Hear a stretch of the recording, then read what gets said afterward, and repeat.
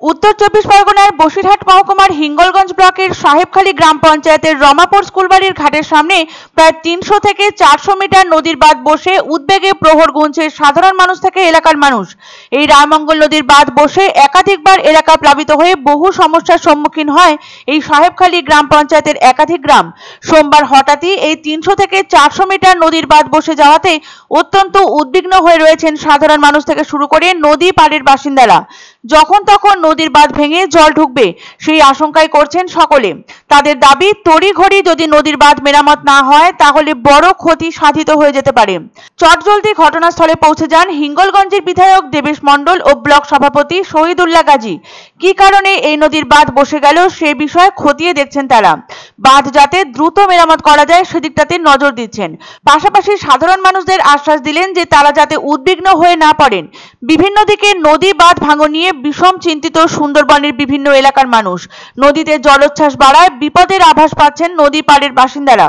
রবিবার সকালে ধস নামে হাসনাবাদ থানার পাশে ইছামতির বাঁধেও এদিন সকাল 10টা নাগাদ হাসনাবাদ থানা সংলগ্ন এলাকায় আচমকাই ইছামতি নদীর বাঁধে প্রায় 200 ফুট তলিয়ে যায়।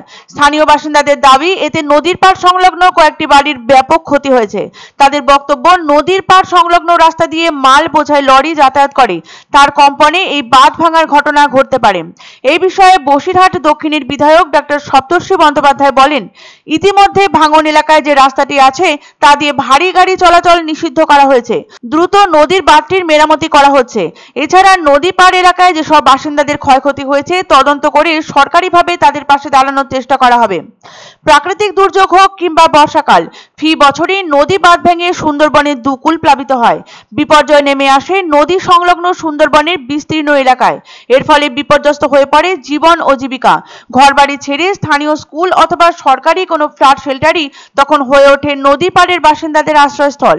দিনের পর দিন বেঁচে থাকার এই লড়াই এখন গা সওয়া হয়ে গিয়েছে সুন্দরবনবাসীর। নিম্নচাপ হোক বা ঝড়ের তাণ্ডব কিংবা ভারী বৃষ্টি, নিস্তার নেই সুন্দরবনবাসীর।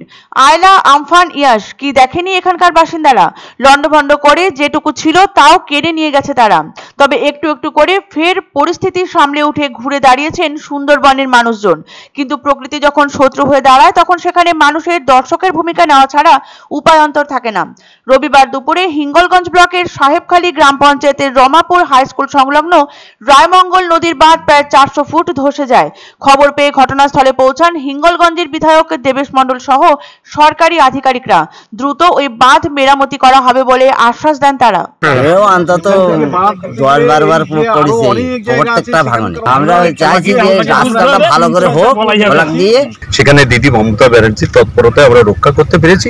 আশা করছি যে আমরা এখানে এই এলাকার রমাপুর এলাকার মানুষের সমস্ত নিরাপত্তা দিতে দিনরাত পরিশ্রম করে মানুষ খাটছে বা ইরিগেশন দপ্তর কাজ করছে। আমরা অনেকটা রক্ষা করে ফেলেছি, বাকিটা করে ফেলতে পারবো।